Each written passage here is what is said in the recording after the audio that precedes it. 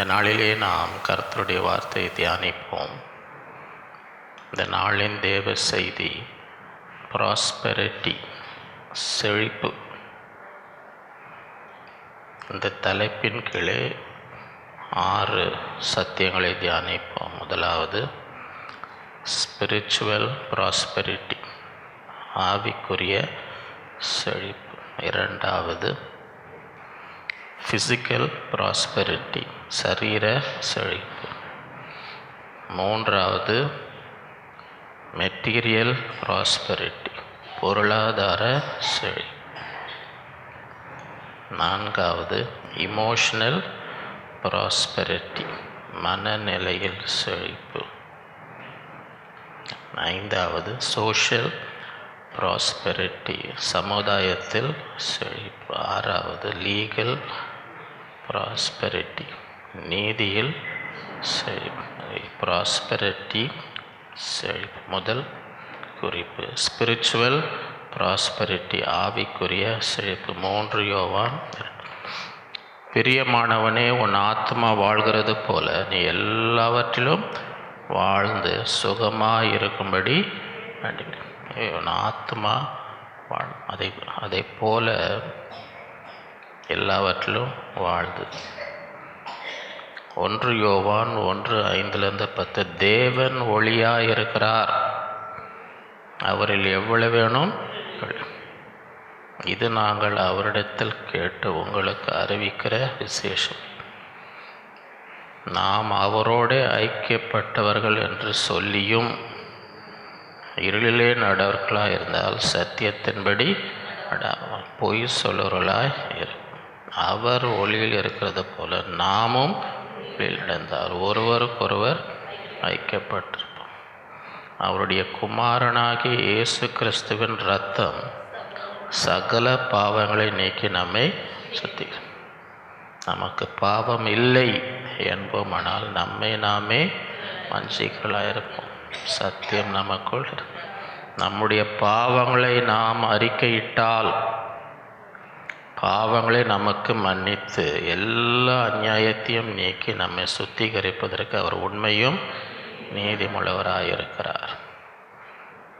நாம் பாவம் செய்யவில்லை என்போமானால் நாம் அவரை பொய்யராகிறவர்களாய் இருப்போம். அவருடைய வார்த்தை நமக்குள். இவை ஆவிக்குரிய செழிப்பு. முதலாவது இயேசு கிறிஸ்துவின் ரத்தம் என்ன சொல்லும், நம்முடைய பாவங்கள் எல்லாம் நீக்கி பாவத்தை அறிக்கை செய்யும்போது கர்த்தர் என்ன சொல்றார், எல்லாவற்றையும் அநியாயத்தை நீக்கி நம்மை சுத்திகரிக்கும். மத்தேயு 22:37-40, இயேசு அவனை நோக்கி, உன் தேவனாகிய கர்த்தரிடத்தில் உன் முழு இருதயத்தோடும் உன் முழு ஆத்மாவோடும் உன் முழு மனதோடும் அன்பு கூறுவார். இது முதலாம் பிரதான. இதற்கு ஒப்பாயிருக்கிற 2ஆம் கற்பனை என்னவென்றால், உன்னிடத்தில் நீ அன்பு கூறுவது போல பிறனிடத்திலும் அன்பு கூறு.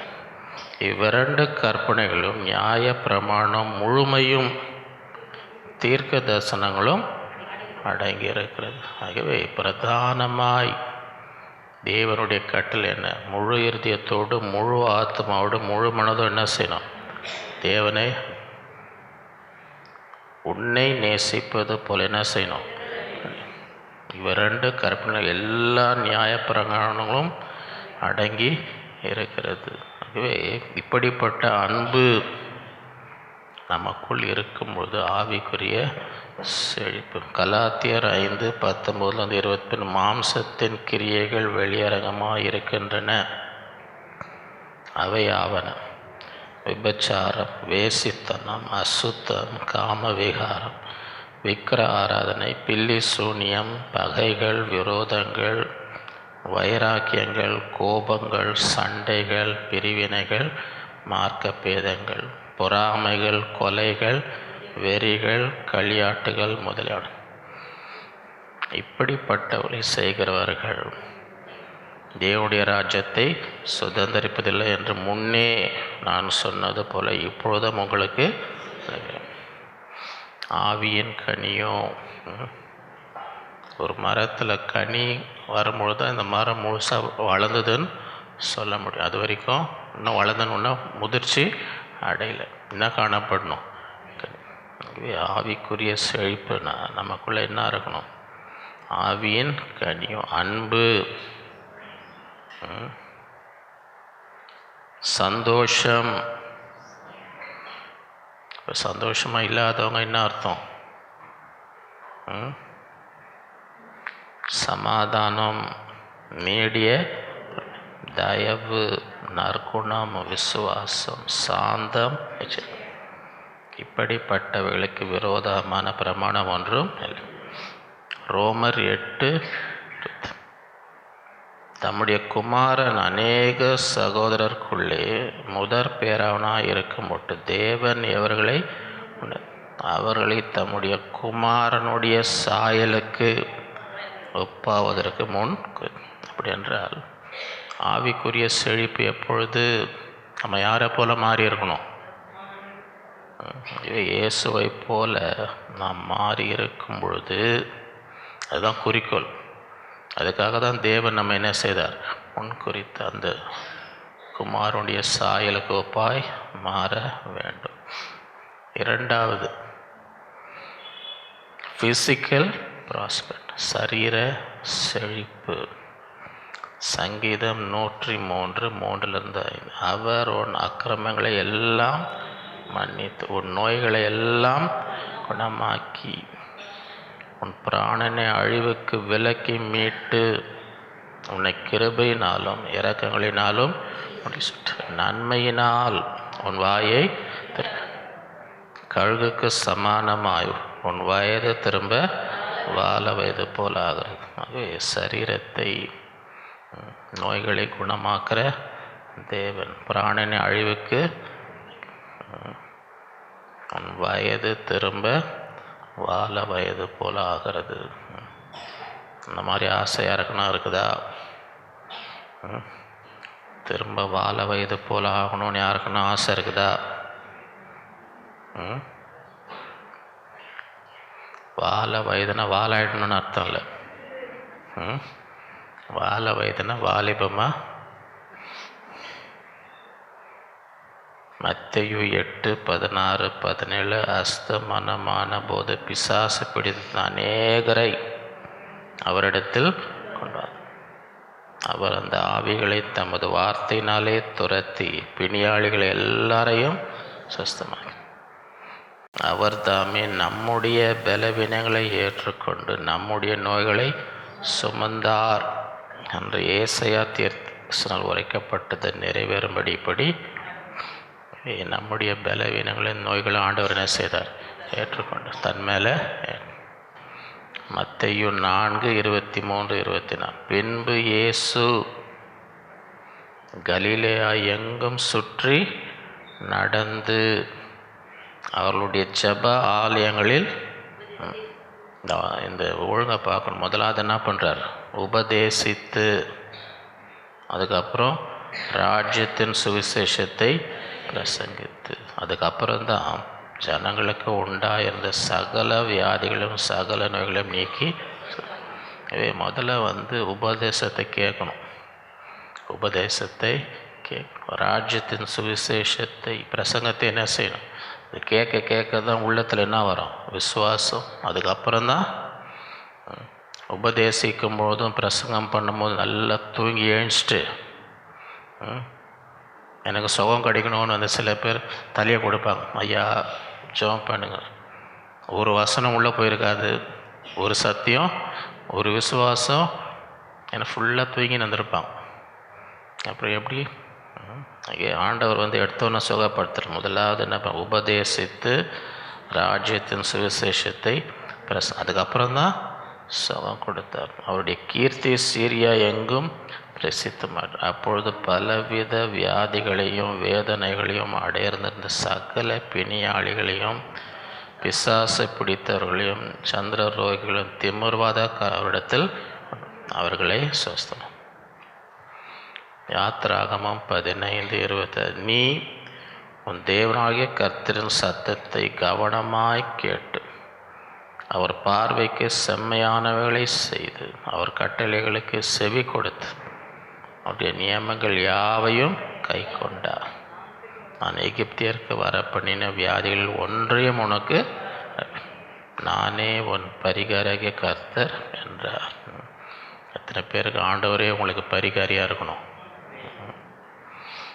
மார்க்கு 16, 17, 18. விசுவாசிக்கிறவர்களால்.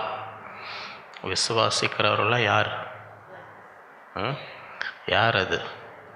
விசுவாசிக்கிறவர்களாலாம் யார் அது?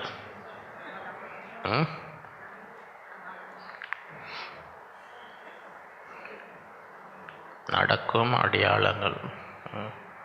சும்மா விசுவாசின்னு சொல்லி பிரயோஜனம் இல்லை.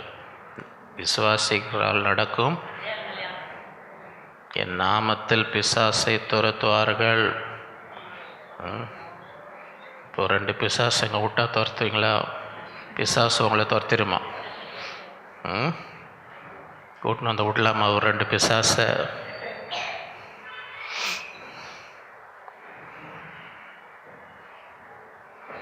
நவமான பாஷைகளை பேசுவார். சர்ப்பங்களை எடுப்பார்கள்.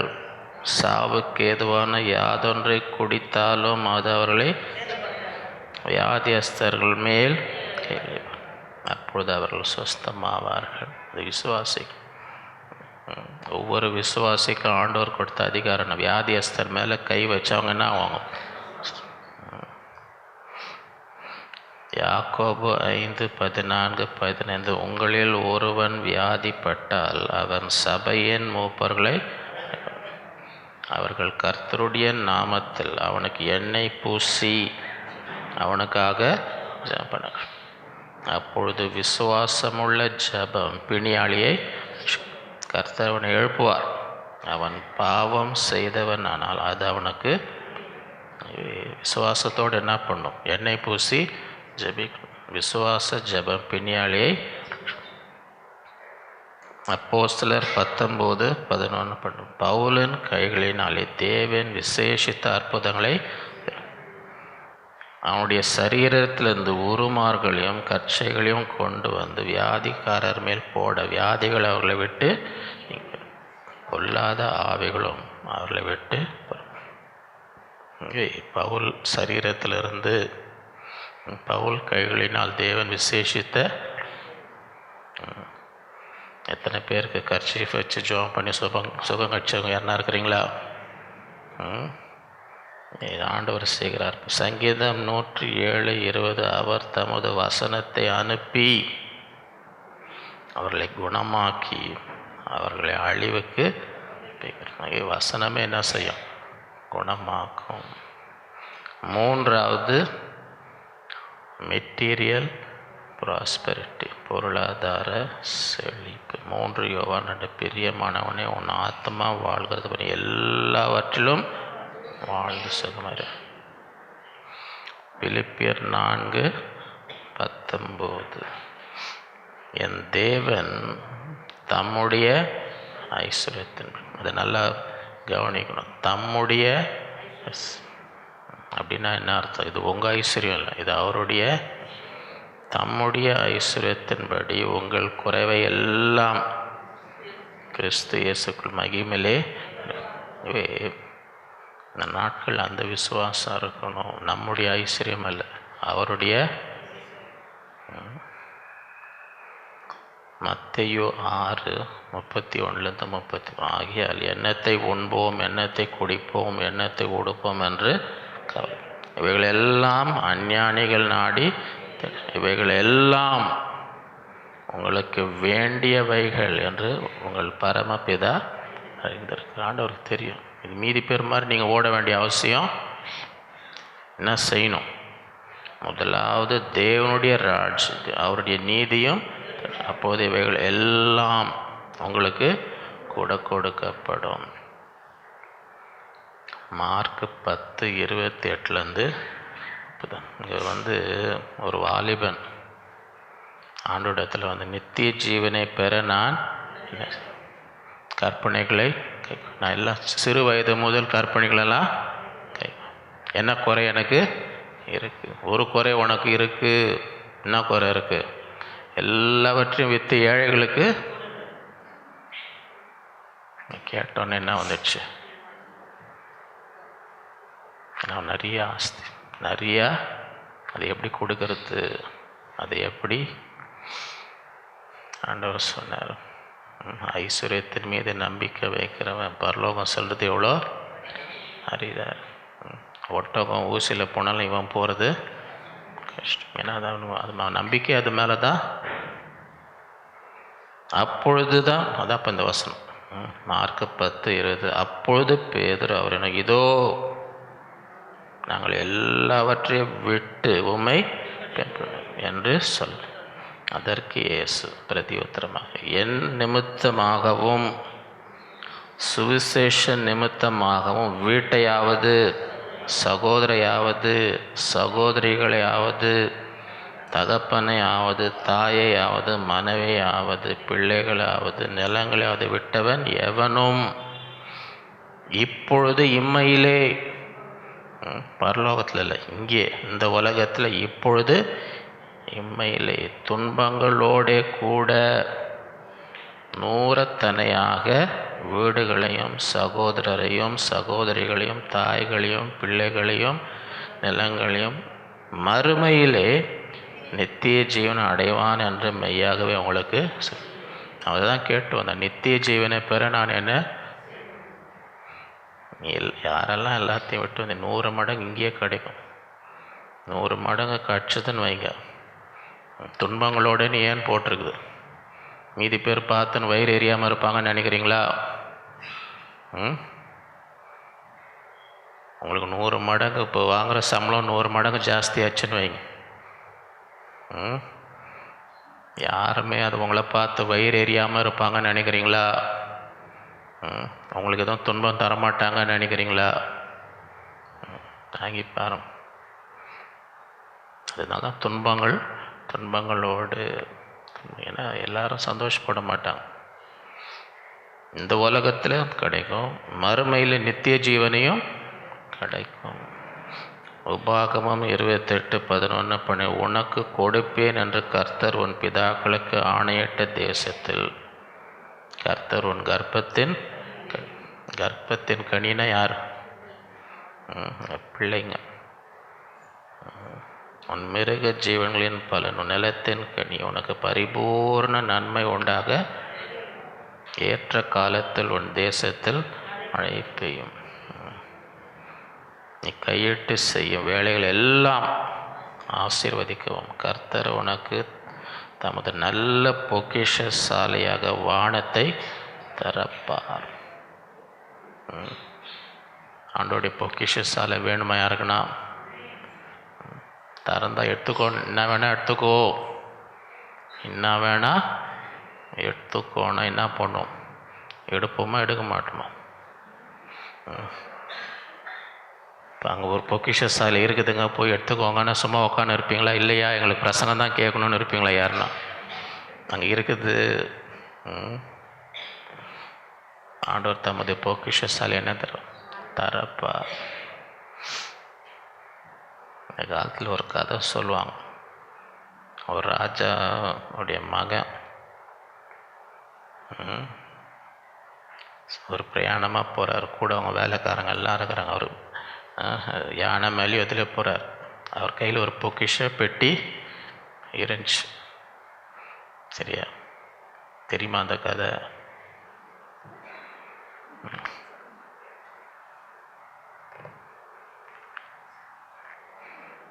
என்ன தான் தெரியும்னு கேட்குறதா, என்ன தெரியாதுன்னு கேட்குறதா? ஒரு வீட்டில் உள்ளே போனால் அந்த நாய் கடிக்கிற மாதிரி வந்துச்சான். நாய் என்ன மாதிரி வந்துச்சான்? இந்தியாவில் சட்டம் கொண்டு வந்திருக்காங்க, இந்த நாய்களெல்லாம் இது பண்ணுங்கன்னு. பார்த்தீங்களா? சுப்ரீம் கோர்ட்லேருந்து சொல்லி சும்மா எல்லோரும் கட்சின்னு இருக்குது நாய்க்கு. அப்போ அவங்க வீட்டில் இருக்கிறவங்கள போய் இந்த நாய் யாரையா கடிச்சிருக்குதான்னு கேட்டாங்களோ. இந்த மாதிரி வருது, இந்த நாய் யாரையாச்சும் கடிச்சு இருக்கான்னு வீட்டார் சொன்னாங்களே. நாங்கள் கேள்வி கேட்குறேங்க, யாரை கடிச்சிருக்கு, யாரை கடிக்கலன்னு கேளுங்க. நாங்கள் இந்த நாய் யாரை கடிக்கலன்னு கேளுங்க.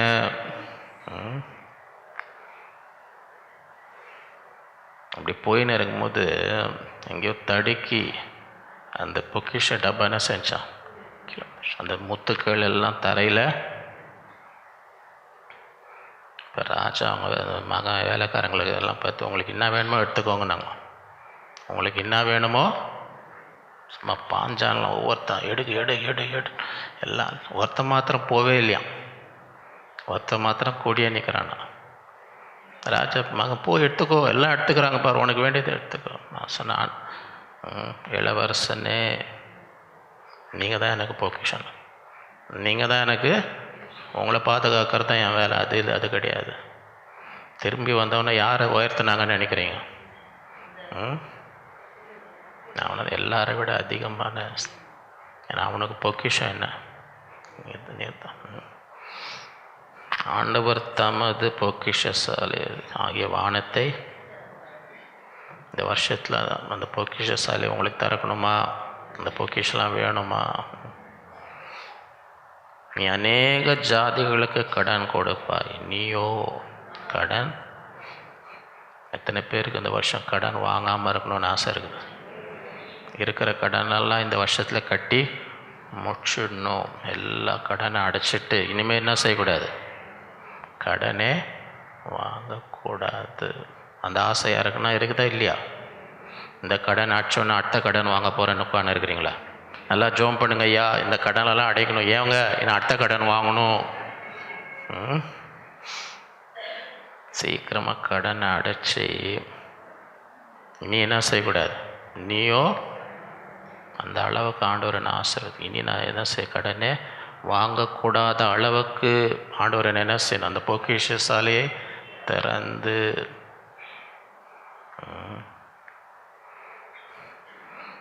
யோவான் 2:1-11 காணா ஒரு கல்யாணத்தில் நம்ம ஊர் மாதிரி அந்த காலத்துலேயும் அழைக்கப்படாதவங்க வந்து காலி பண்ணிடுறாங்களான்னு தெரில எனக்கு. எல்லா கல்யாணத்திலும் ஒரு குரூப் இருக்குதுன்னு கேள்விப்படுறேன். வாட்ஸ்அப் குரூப்பே வச்சுன்னுக்கிற மாதிரி கேள்விப்படுறேன். இன்றைக்கி இங்கே கல்யாணம், இங்கே கல்யாணம்னா அவனுக்கு நியூஸ் போயிடுமா? இங்கே இந்த இடத்துல சாப்பாடு போடணும் அந்த கும்பல். இன்றைக்கி ஒரு கல்யாணத்தில் அங்கே இருப்பானுங்க, நாளைக்கு இன்னொரு இடத்துலனா அங்கேயும் இருப்பானு. அவனுங்களுக்கு எப்படியோ அந்தந்த ஏரியாவில் இருக்கிறவன் அங்கே ஏரியாவில் என்ன நடக்குதுன்னு என்ன பண்ணிடுறானுங்களாம். எல்லாருக்கும் ஒரு இடத்துல அவங்களே சொல்லிவிடுவாங்க, நீங்கள் போய் புக் பண்ணும் போதே நீங்கள் எவ்வளோ பேருங்க கூப்பிட்டு வச்சுருக்கீங்க? 500 பேருங்க.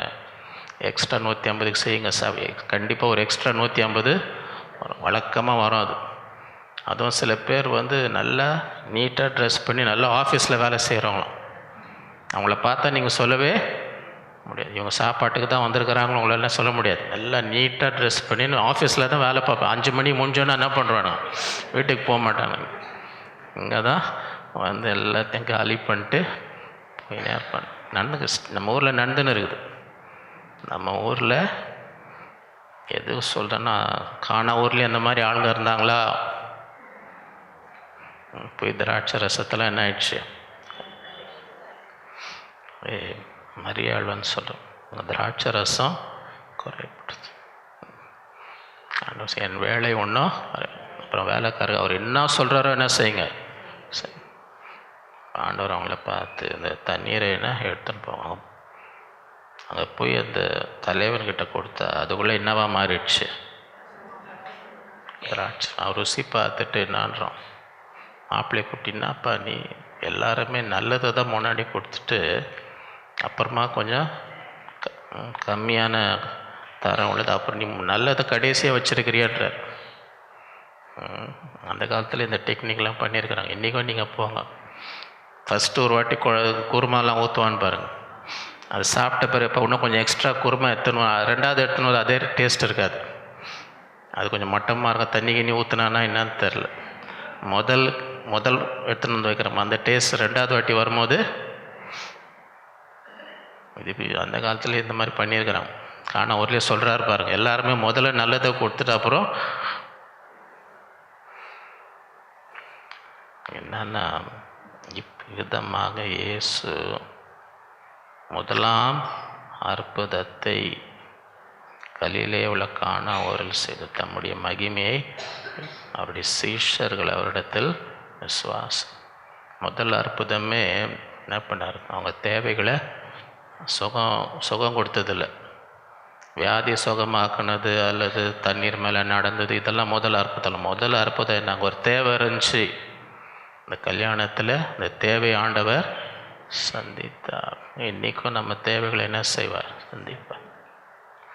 1 ராஜாக்கள் 17:7-16. இங்கே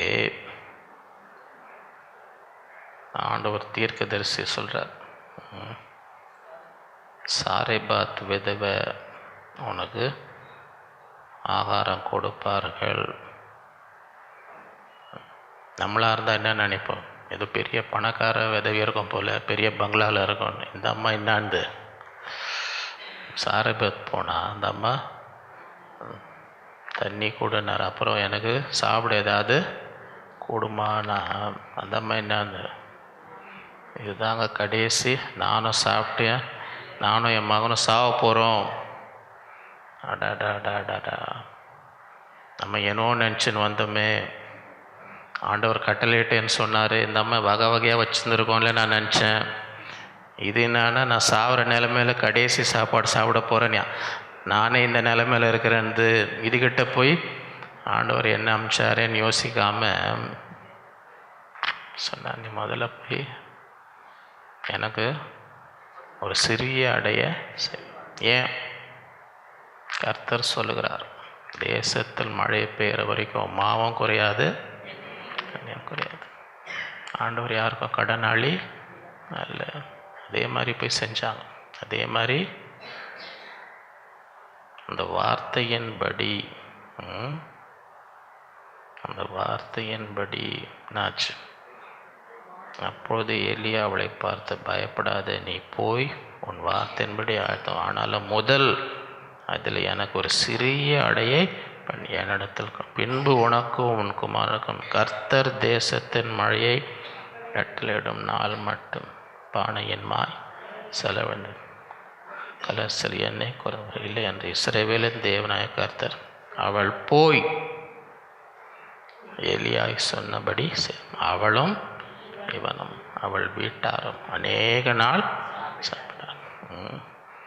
கர்த்தர் எலியாவை கொண்டு சொன்ன வார்த்தையின்படி பானையில் மாய் செலவழிந்து கலசத்தில் எண்ணெயும் குறைவு போகவும் இல்லை. ஆண்டவர் தேவைகளை சந்திப்பார். தேசத்திலே பஞ்சம் இருந்தாலும் ஆண்டவர் தேவையை அவர் பராமரிக்கிற தேவன். லூக்கா 22:35. பின்னும் அவர் அவர்களை நோக்கி, நான் உங்களை பணப்பையும் சாமான் பையும் பாதரட்சைகளும் இல்லாமல் அனுப்பின. எதுவுமே கொடுக்கல போன்றார். எதுவுமே கொடுக்காம இன்னைக்கு போனால் போவாங்கன்னு நினைக்கிறீங்களா? என்னப்பா நின்றுனே இருக்கிற, என்னையா ஒரு பஸ் ஃபேர் கூட கொடுக்கலையா? எப்படிப்பா ஐயா போகிறது? எப்படி இருந்தால் என்ன ஆகுது? எதுவுமே கொடுக்காம போன்றார். எதுவுமே கொடுக்காம போ. எதாகிலும் உங்களுக்கு குறைவாய் இருந்ததா என்றார். அவர்கள், ஒன்றும் குறைவில்லை. ஒன்றும் குறைவு. எதுவுமே கொடுக்காம அனுப்பிச்சு கேட்குறார், உங்களுக்கு ஏதாவது குறை? ஒன்றுமே என்ன செய்யலை, குறைவில்லை. ஆண்டவர் தேவைகளை சந்திக்கிற உபாகமம் 8:2 உன் தேவனாய் கர்த்தர் உன்னை சிறுமைப்படுத்தும் படிக்கும் தம்முடைய கட்டளைகளை நீ கை கொள்வாயோ கை கொள்ள மாட்டாயோ என்று அவர் உன்னை சோதித்து உன் இருதயத்தில் உள்ளதை நீ அறியும்படிக்கு உன்னை இந்த 40 வருஷங்களும் வனாந்திரத்திலே நடத்தி வந்த எல்லா வழியும் நினைப்பேன். 40 வருஷம் வனாந்திரத்தில் ஒன்றுமே இருக்காது, வெறும் மணல் தான் இருக்கும். வனாந்திரத்தில் ஒன்றுமே. அவர் உன்னை சிறுமைப்படுத்தி உன்னை பசியினால் வருத்தி, எதுக்காக? மனுஷன் அப்பத்தினால் மாத்திரம் அல்ல, கர்த்தருடைய வாயிலிருந்து புறப்படுகிற ஒவ்வொரு வார்த்தையினாலும் பிழைப்பான் என்பதை உனக்கு உணர்த்தும்படிக்கு நீ உன் பிதாக்களும் அறியாத இந்த மன்னாவினால் உன்னை இந்த 40 வருஷம் உன்மேல் இருந்த வஸ்திரம் இப்போ உன் கால் 40 வருஷம் என்ன கற்றுக் கொடுத்தார்? எந்த உதவியும் இல்லாத ஒரு இடத்துல ஒன்று போய் வச்சாலும், நம்ம ஊர் பாஷையில் தண்ணி இல்லாத காட்டில் கொண்டு போய் உன்னை வைத்தாலும் ஆண்டவரால் என்ன செய்ய முடியும்? நம்ம போஷிக்க முடியும். பகலில் வெயில் அடிக்குதா, மேகஸ்தம்பம் அப்படியே உதவும், ராத்திரி குளிர்தா, அக்னி ஸ்தம்பம் வந்து கண்மையிலேருந்து தண்ணி வரும். ஆண்டவர் அவர் வாயிலிருந்து வர வார்த்தை உன்னை என்ன செய்யும், அதை வைத்து நீ பிழைக்கலாம், அதை உனக்கு உணர்த்தும்படி.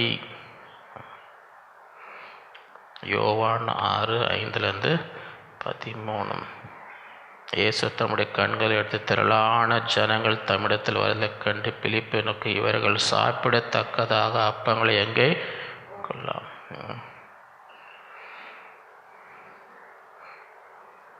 200 பணம் வாங்கினா கூட இவங்களுக்கு பத்தாது, எப்படி இவ்வளோ பேருக்கு கொடுக்குறது, எதுவும் ஒன்றாந்தரும். அப்பொழுது அவருடைய சீஷரில் ஒருவன் சீமோன் பேதுரு அந்திரேயா, இங்கே ஒரு பையன் இருக்கிறான், அவன் கையில் 5 வார் கோதுமை அப்பங்களும் 2 மீன்களும், ஆனாலும் இத்தனை ஜனங்களுக்கு எம்மாத்திரம்.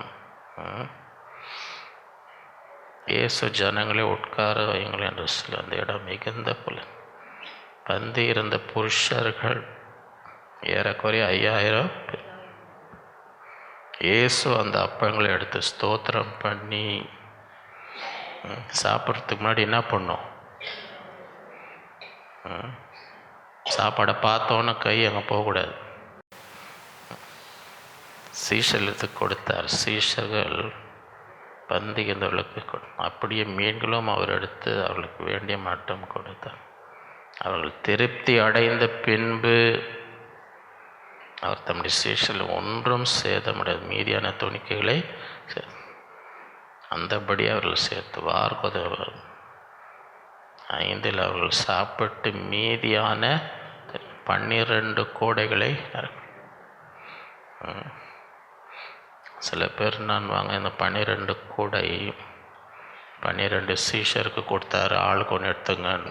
வேறு சிலர் இல்லை சீஷருக்கு கொடுக்கல, இந்த சீஷரை பார்த்து இந்த 12 கூடைகளை அந்த பையனுடைய அம்மா கிட்ட எடுத்துன்னு போய் கொடுங்க, அவங்களுக்கு நன்றி சொல்லுங்கள், அம்மா அவங்க பையன் நல்லா வளர்த்து வச்சுருக்கிறீங்க, நல்ல குணம், அவங்க பையனுக்கு நல்லா வளர்த்து வச்சு. அவனுக்கு இருந்த 5 அப்போ 2 மீன் என்ன செஞ்சான், கொடுத்தான். சில பேர் கொடுக்க மாட்டாங்க, ஏன் அம்மா எனக்கு தான் பண்ணாங்க, அந்த மாதிரி பிள்ளைங்களை பார்த்துருக்குறீங்களா? லேஸில் ஒன்றும் வாங்க முடியாது அவங்ககிட்ட.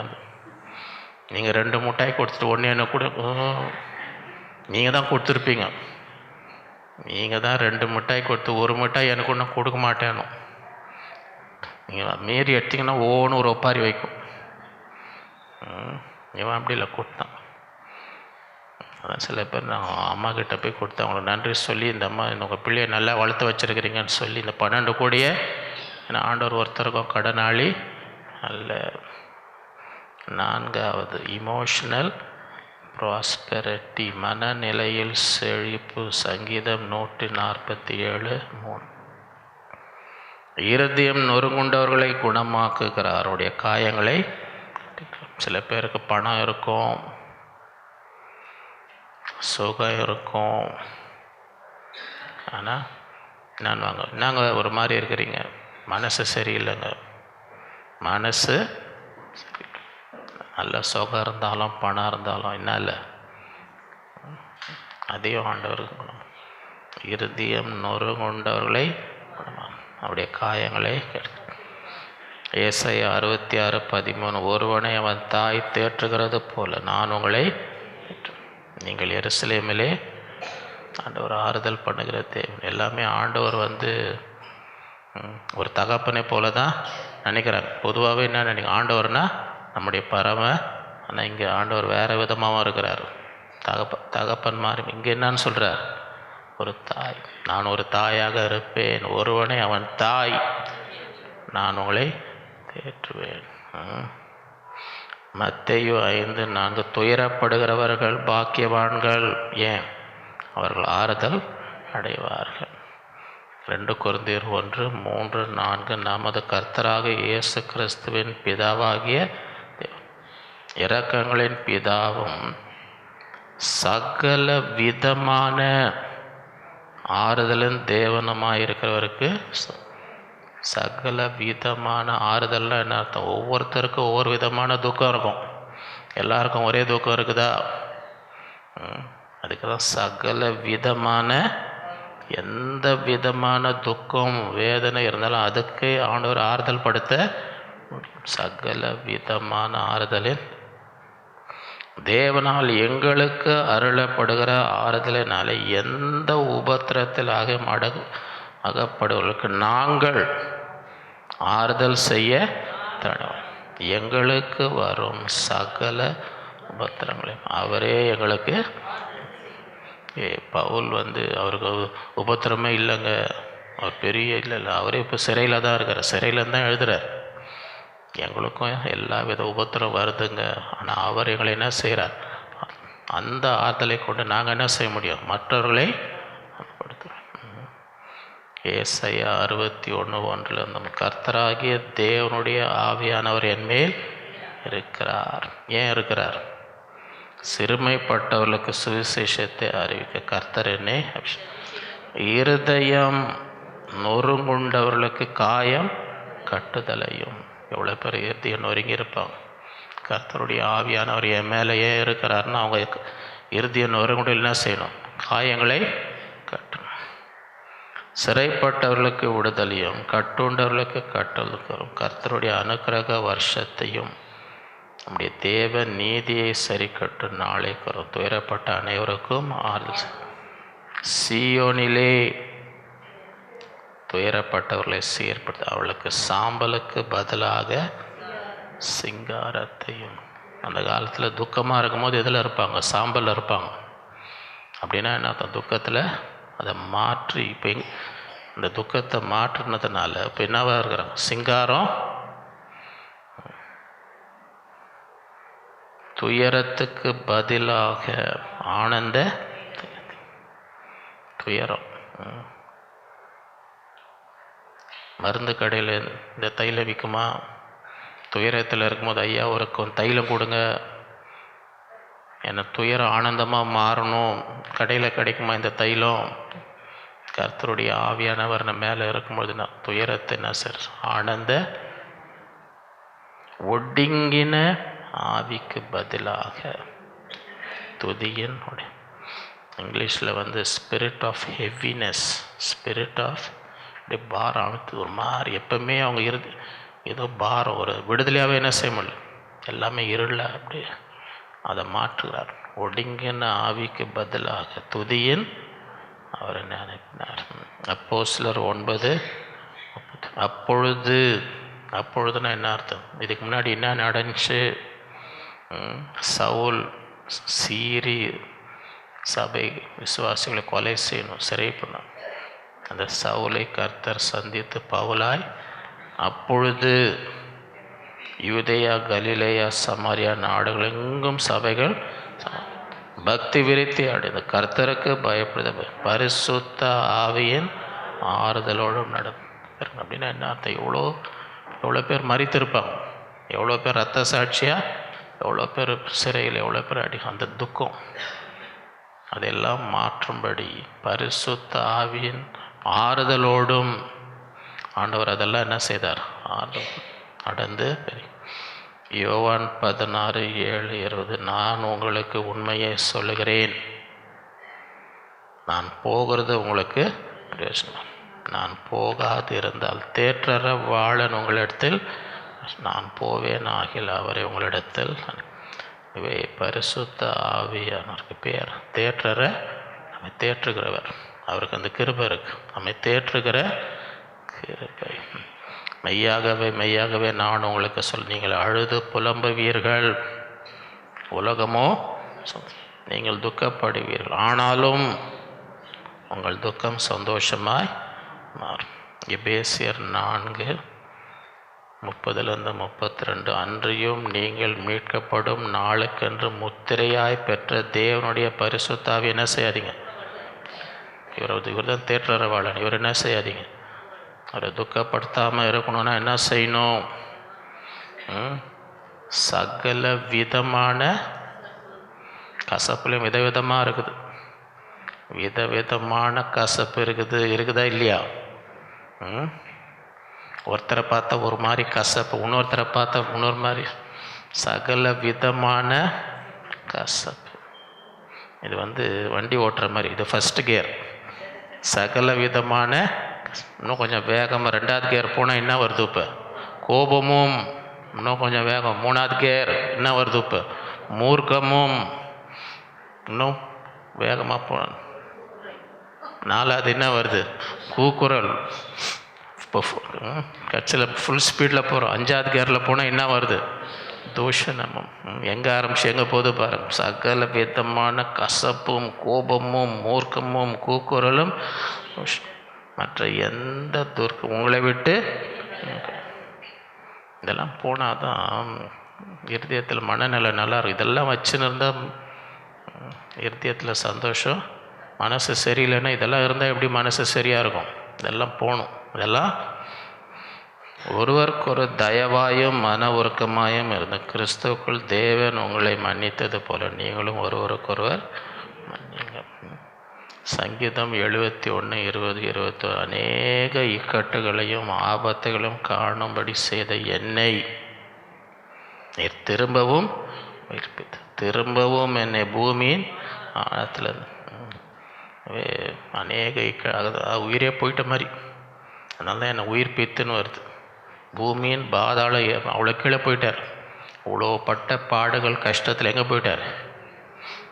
உயிர்ப்பித்து பூமியின் பாதாளங்களில் இருக்கு. என் மேன்மையை பெருக என்னை மறுபடியும் ஆண்டவர் எப்படி தேற்றுறார்? நீங்கள் பட்ட கஷ்டத்துக்கு எப்படி தேற்றுறாருங்க? உங்களை ஆசீர்வதிக்கிறார், உங்களை உயர்த்துகிறார், உங்கள் மேன்மையை பெருக பண்ணி. ஆதியாகமம் 41:50-52.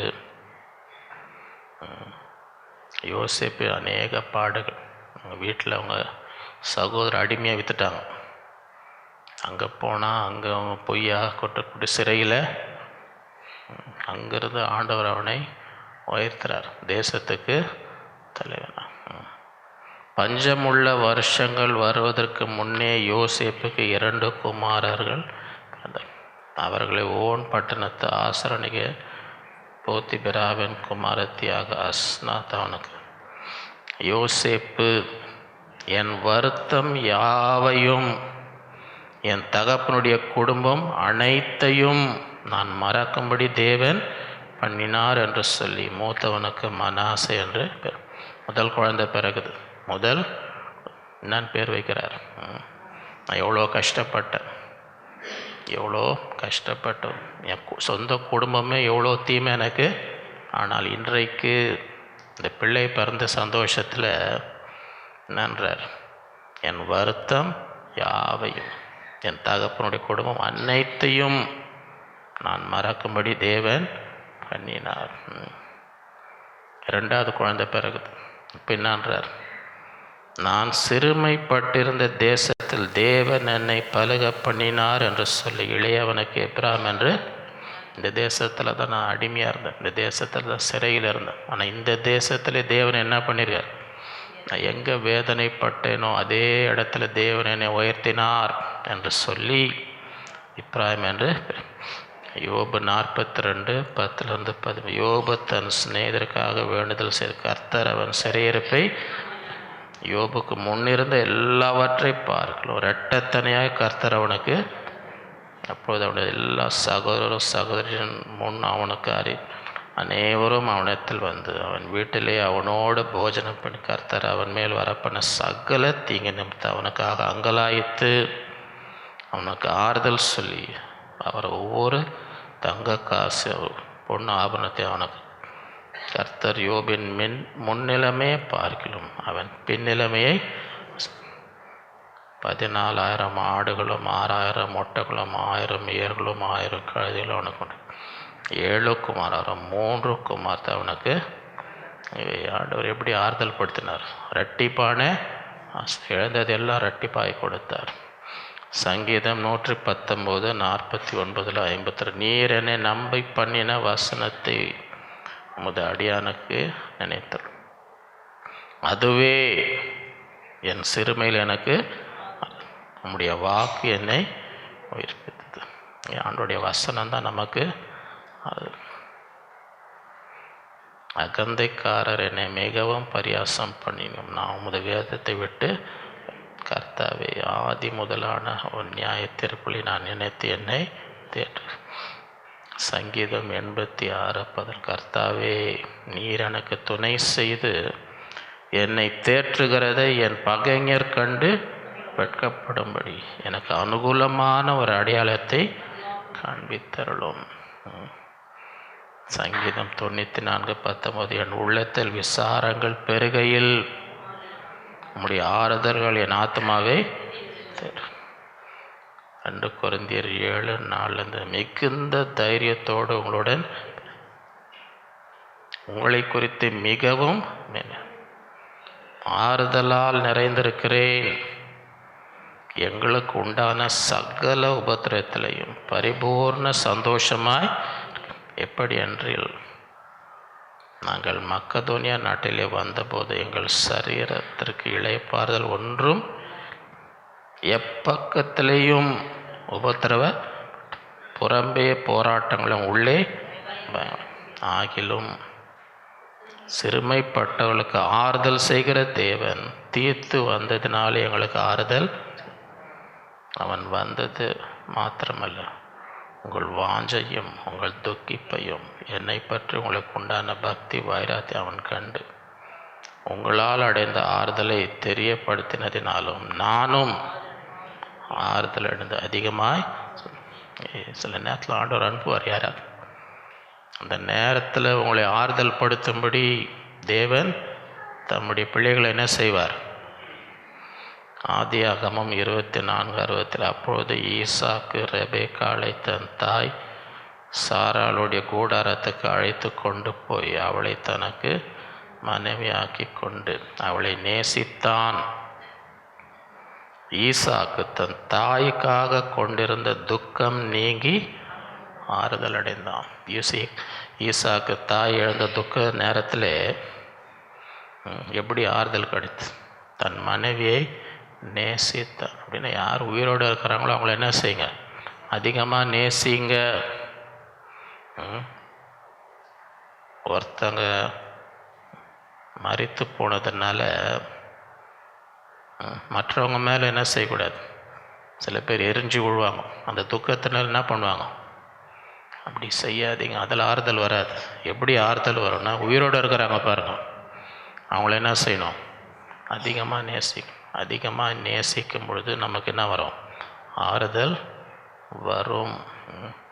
ஆதியாகமம் 50:15-20. தங்கள் தகப்பன் மரணம் அடைந்ததை யோசேப்பின் சகோதரர் கண்டு, ஒரு வேளை யோசேப்பு நம்மை பகைத்து நாம் அவனுக்கு செய்த எல்லா பொல்லாப்புக்காக நமக்கு சரிக்கு சரி கட்டுவான் என்று சொல்லி யோசேப்பிடத்தில் ஆளவி, உம்முடைய சகோதரர் நமக்கு பொல்லாங்க செய்திருந்தாலும் அவர்கள் செய்த துரோகத்தையும் பாதகத்தையும் தயவு செய்து மன்னிக்க வேண்டும் என்று உம்முடைய தகப்பனார் மரணம் அடைய முன்னே உமக்கு சொல்லும்படி கட்டளையிட்டார். ஆகையால் நம்முடைய தகப்பனாருடைய தேவனுக்கு ஊழியக்காரராகிய நாங்கள், இவங்க ஊழியக்காரரும், இவங்க யாரா? என்ன ஊழியங்க செஞ்சீங்க? என்ன ஊழியம் செஞ்சீங்க? நாங்கள் செய்த துரோகம், அதான் எங்களுடைய ஊழியமா? தேவனுடைய ஊழியக்காரராகிய நாங்கள் செய்த துரோகத்தை நீ தேவனுடைய ஊழியக்காரன் ஏன் துரோகம் பண்ணுற? நீ மன்னிக்க வேண்டும் என்று அவனுக்கு சொல்ல. அவர்கள் அதை யோசேப்புக்கு சொன்ன. அவன் அழுதான். பின்பு அவனுடைய சகோதரரும் போய் அவனுக்கு முன்பாக தாழ விழுந்து, இதோ நாங்கள் உமக்கு அடிமைகள் என்ற யோசேப்பு அவர்களை நோக்கி, பயப்படாதீர்கள், நான் நீங்கள் எனக்கு தீமை செய்ய நினைத்தீர்கள், தேவனோ இப்பொழுது நடந்தவர் வெகு ஜனங்களை உயிரோடு காக்க முடியாத நன்மையாய், ஆதலால் பயப்படாதீர்கள், நான் உங்களையும் உங்கள் குழந்தைகளையும் பராமரிப்பேன் என்று அவளுக்கு ஆறுதல் சொல்லி அவளோட பட்சமாய். அப்படிப்பட்டவர்களாக இருக்க வேண்டும். ஆறுதல் செய்யணும். ஒருத்தங்க பயந்து இருக்கிற நேரத்தில் என்ன செய்யணும்? பயப்படாதீங்க. 1 தெசலோனிக்கேயர் 4:13. அன்றியும் சகோதரரை நித்திரை அடைந்தவர்கள் நிமித்தம் நீங்கள் நம்பிக்கையற்றவர்களான மற்றவர்களைப் போல துக்கித்து அறிவில்லாதற்கு எனக்கு மனதில். இயேசுவானவர் மரித்து திரும்ப எழுந்திருக்கிறார் என்று விசுவாசிக்கணும். அப்படி இயேசுவுக்குள் நித்திரையிடும் தேவன் அவரோடு கூட கர்த்தருடைய வார்த்தையை முன்னிட்டு நான் உங்களுக்கு சொல்லுகிறாவது, கர்த்தருடைய வருகை மட்டும் உயிரோடு இருக்கிற நாம் நித்திரையிடுதலுக்கு முந்திக் கொள்வது. ஏனெனில் கர்த்தர் தாமே ஆரவாரத்தோடும் பிரதான தூதனுடைய சத்தத்தோடும் தேவ எக்காலத்தோடு வானத்திலிருந்து அப்பொழுது கிறிஸ்துவுக்குள் மரித்தவர்கள் முதலாவது, பின்பு உயிரோடு இருக்க நாமும் கர்த்தருக்கு இருக்கின்ற மேகன் மேல் அவரோடு கூட ஆகையாத்த இவ்விதமாக எப்பொழுதும் கர்த்தருடனே கூட ஆகியால் இந்த வார்த்தைகளினால் நீங்கள் ஒருவரை ஒருவர் எல்லாம் ஒன்றா தான் இருக்க போகிறோம், எல்லாம் நித்தியமாக ஒன்றா தான். இந்த வார்த்தைகளாலே ஒருவர் தேற்றும். 5வது சோஷியல் ப்ராஸ்பெரிட்டி, சமுதாயத்தில் செழிப்பு. உபாகமம் 28:13 இன்று நான் உங்களுக்கு விதிக்கிற வார்த்தைகள் யாவை விட்டு விலகி வேறே தேவர்களை சேவிக்கும்படி நீ வலதுபுறம் இடதுபுறம் சாயாமல், என்று நான் உனக்கு விதிக்கிற உன் தேவன கர்த்தரின் கட்டளை கை கொள்ளவும் அவைகளும்படி நடக்கவும் அவளுக்கு செவி கொடுத்து வந்தால் நான் நடக்கும். கர்த்தர் உன்னை வாலாகாமல் தலை, நீ கீழாகாமல். வேணுமா வேணாமா? ஆதியாகமம் 12:1 கர்த்தர் ஆபிரகாமை நோக்கி, நீ உன் தேசத்தையும் உன் இனத்தையும் உன் தகப்பனுடைய வீட்டையும் விட்டு புறப்பட்டு நான் உனக்கு காண்பிக்கும் தேசத்துக்கு போ. நான் உன்னை பெரிய ஜாதியாக்கி உன்னை ஆசீர்வதித்து உன் பேரை நீ ஆசீர்வாதமாக இருப்பாய். உன்னை ஆசீர்வதிக்கிறவர்களை ஆசீர்வதிப்பேன், உன்னை சபிக்கிறவர்களை பூமியில் உள்ள வம்சம் எல்லாம் உனக்குள். இந்த ஆசீர்வாதம் வேணுமா வேணாமா? 2 சாமுவேல் 7:8 இப்பொழுதும்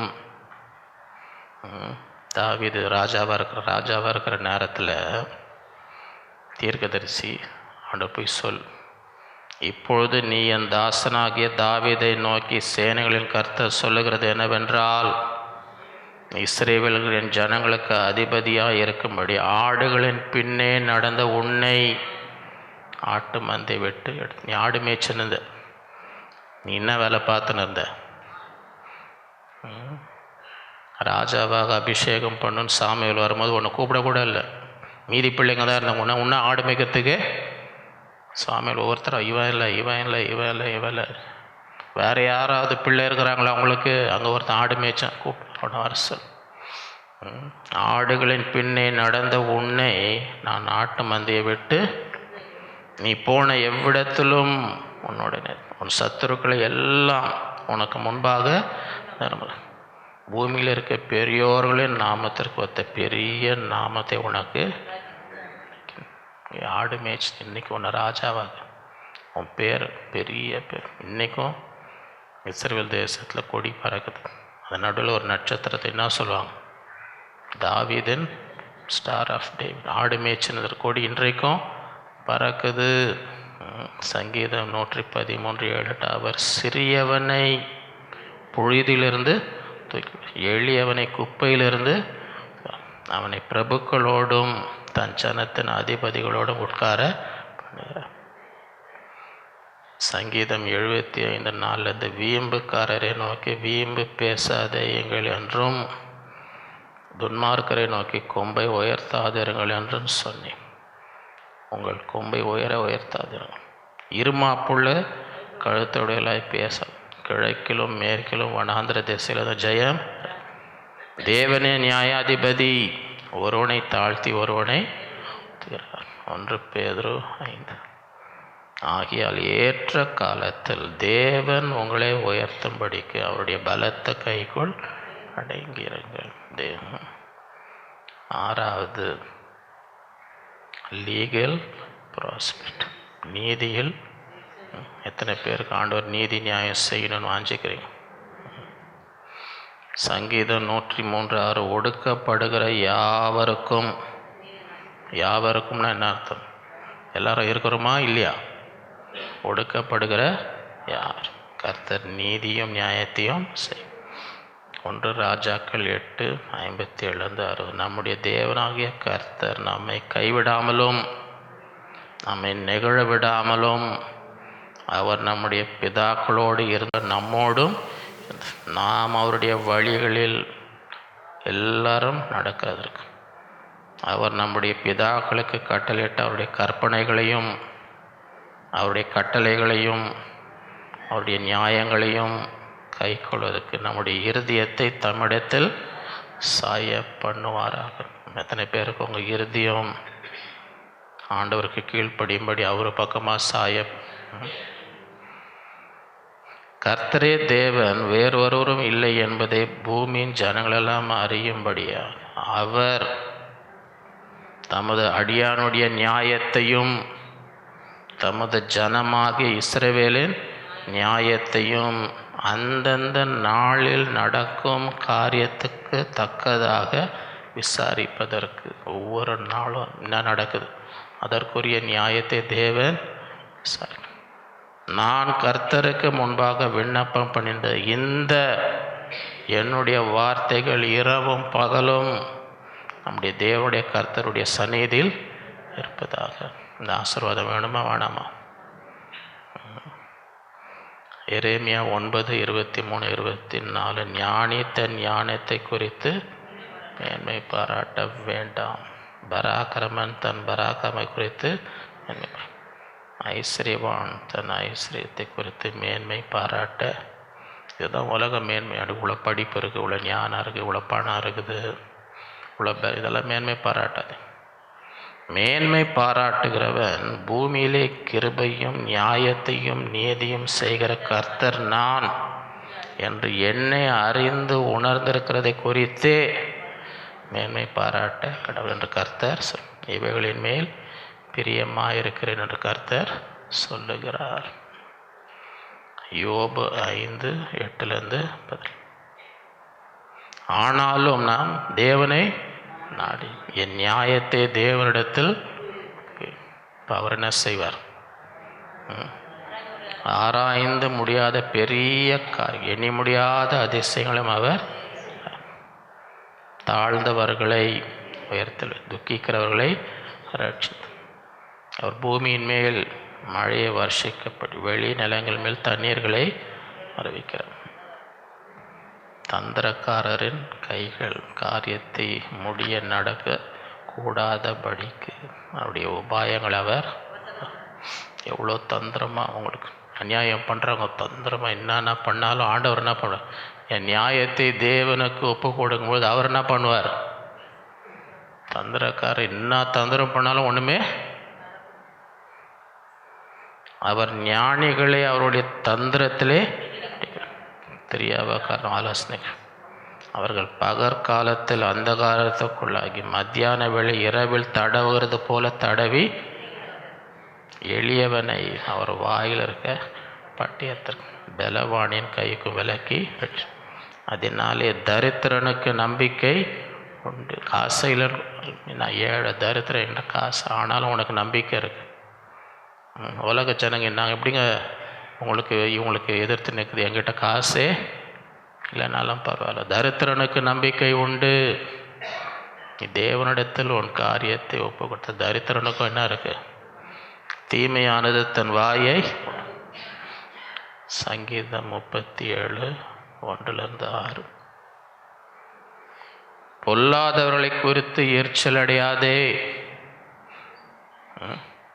யாருன்னா எரிச்சலோடு வந்திருக்கிறீங்களா?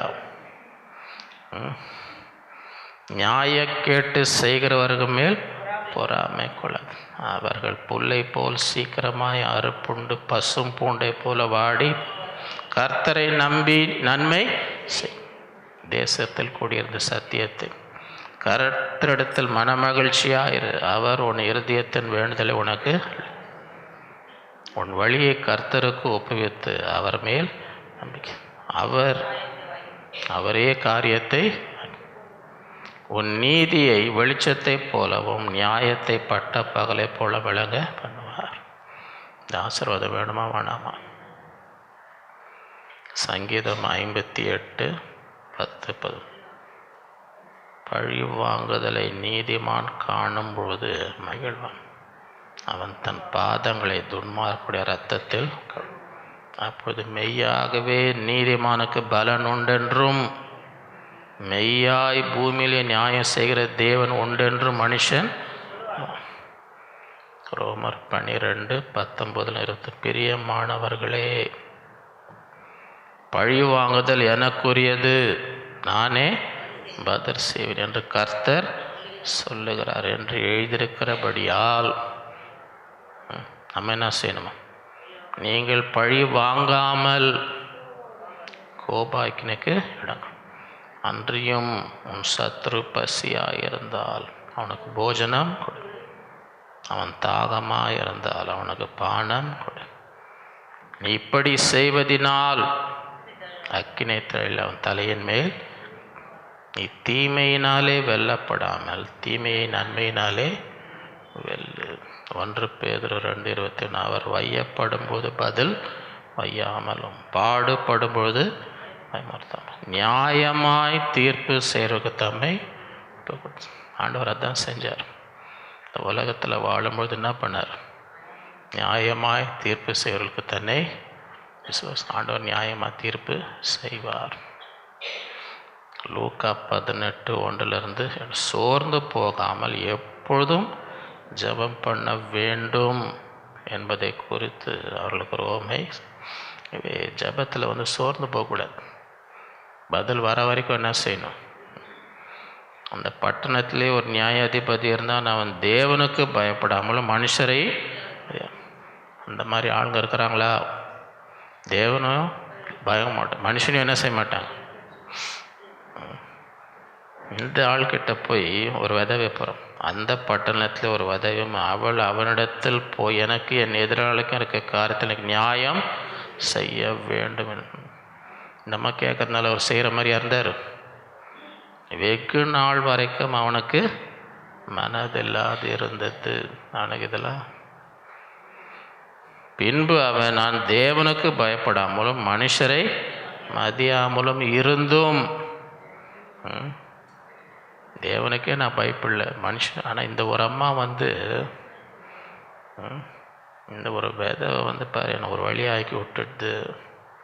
இந்த விதவை என்னை எப்பொழுதும் தொந்தரவு செய்கிறபடினால் இவள் அடிக்கடி என்னை விரட்டாதபடி. இன்றைக்கி இந்த மாதிரி ஆளுங்க இருக்கிறாங்கன்னு கேள்விப்படுறோம். அவனை கேட்டால் செய்கிற வரைக்கும் அவங்களை கேட்டுனே இருப்பாங்க, அலட்டினே இருப்பாங்க. தொல்லை தாங்க முடியாமல் செஞ்சுருவீங்க. நீ தொல்லை தேவனுக்கே பயப்படாத மனுஷனையும் மதிக்காத இந்த அம்மா முன்னாடி நிற்க முடியல ஐயாவால். இது அடிக்கடி என்ன பண்ணுது? அலட். அவளுக்கு நியாயம் செய்வேன் என்ற தனக்குள்ளே பின்னும் கர்த்தர் அவளை நோக்கி அநீதி உள்ள இந்த நியாயாதிபதி சொன்னதை அந்தபடியே தேவன் தம்மை நோக்கி இரவும் பகலும் கூப்பிடலை. தம்மால் தெரிந்து கொள்ளப்பட்ட விஷயத்தை நீடிய பொறுமையான அவளுக்கு நியாயம் செய்யாமல் சீக்கிரத்திலே அவளுக்கு நியாயம் செய்வார் என்று உங்களுக்கு. ஆகிலும் மனுஷகுமாரன் வரும்பொழுது பூமியிலே விசுவாசத்தை காண்பாரோ? கேள்வியோட முடிச்சிட்டார். கேள்வியோட காண்பாரோ அப்படின்னா என்ன அர்த்தம்? எளிதாக என்ன செய்யக்கூடாது? சோர்ந்து போக விசுவாசம். எனக்கு நீதி வேணும், நியாயம் வேணும்னா என்ன செய்யக்கூடாது? சோர்ந்து போக கூடாது. இந்த நாட்களிலே கர்த்தர் அப்படிப்பட்ட கிரியைகளை நாட்களில் செய்வார். ஆகவே இந்த நாளிலே 6 விதமான செழிப்பு, 6 விதமான இந்த 6 விதமான செழிப்பை இந்த நாட்களிலே கர்த்தர் நமக்கு கட்டளையிடுவாராக. முதலாவது ஸ்பிரிச்சுவல் ப்ராஸ்பெரிட்டி, ஆவிக்குரிய. இரண்டாவது ஃபிசிக்கல், சரீர செழிப்பு. மூன்றாவது மெட்டீரியல், பொருளாதார செழிப்பு. நான்காவது இமோஷனல் ப்ராஸ்பெரிட்டி, மனநிலையில் செழிப்பு. ஐந்தாவது சோஷியல் சமுதாயத்தில் செழிப்பு. ஆறாவது லீகல் நீதியில். இந்த நாட்களில் எல்லா விதத்திலும் நாம் செழிக்கும்படி இந்த நாட்களிலே கர்த்தர் நமக்கு கிருபை செய்வாராக. எல்லாம் ஜெயிப்போம்.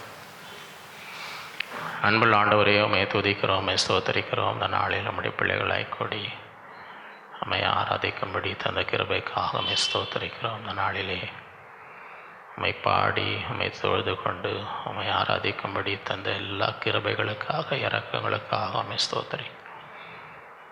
இந்த நாளில் எங்களோடு பேசின ஒவ்வொரு வார்த்தைக்காக, எல்லா விதத்திலும் நாங்கள் செழிக்கும்படி எங்கள் ஆவியிலே, எங்கள் சரீரத்திலே, பொருளாதாரத்திலே, மனநிலையிலே, சமுதாயத்திலே, நீதியிலே, எல்லா விதத்திலும் எங்களை செழிக்க செய்கிற தேவன். இந்த நாளிலே நம்முடைய பிள்ளைகள் எந்த தேவையோடு வந்திருந்தாலும், எந்த விதமான செழிப்பு இந்த நாளிலே அவர்களுக்கு தேவைப்படுகிறதோ அந்த செழிப்பினாலே அவர்களை ஆசீர்வதியும்.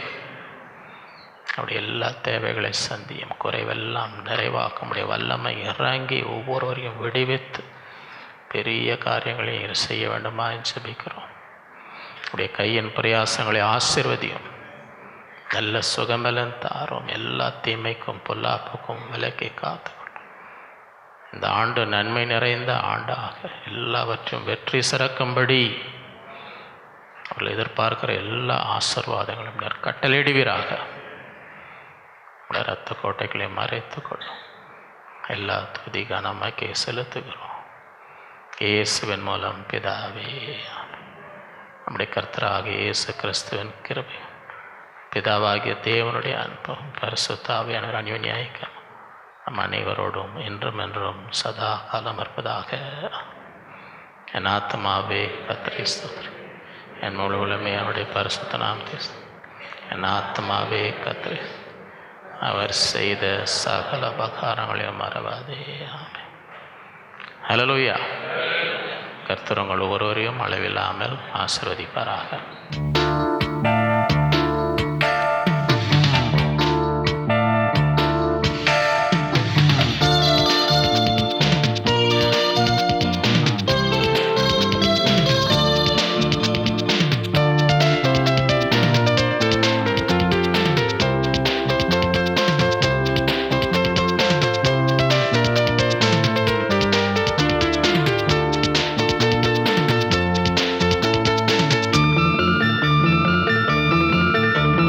மகிமை மாட்சிமை நிறைந்தவரே, மகிழ்வுடன் தொழுதிடுவோ. பரிசுத்த தேவனாம் இயேசுவை பணிந்தே தொழுகுவோ. மகிமை மாட்சிமை நிறைந்தவரே, மகிழ்வுடன் தொழுதிடுவோ. பரிசுத்த தேவனாம் இயேசுவை பணிந்தே தொழுகுவோ.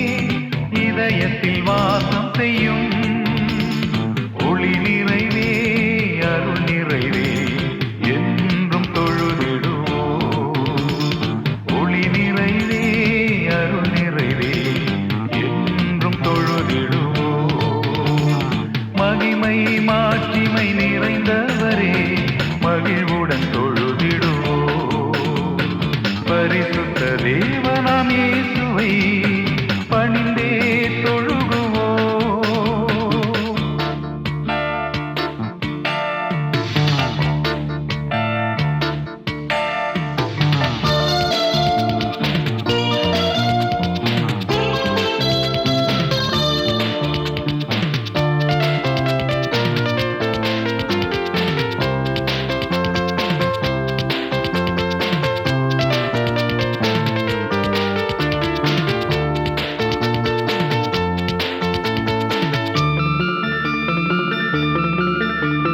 பரிசுத்த தேவன் நீரே பாதம் பணிந்திடுவோம். பரிசுத்த தேவன் நீரே பாதம் பணிந்திடுவோம். கழுவிய நிறுத்தினீரே சத்திய தேவன் நீரே கனம் மகிமை செலுத்தியே நாம் என்றும் தொழுதிடுவோம். கனமகிமை செலுத்தியே நாம் என்றும் தொழுதிடுவோம். மகிமை மாட்சிமை நிறைந்தவரே மகிழ்வுடன் தொழுதிடுவோம். பரிசுத்த தேவனாம் இயேசுவை பணிந்தே தொழுகுவோம். மகிமை மாட்சிமை நிறைந்தவரே மகிழ்வுடன் தொழுதிடுவோம். பரிசுத்த தேவனாம் இயேசுவை பணிந்தே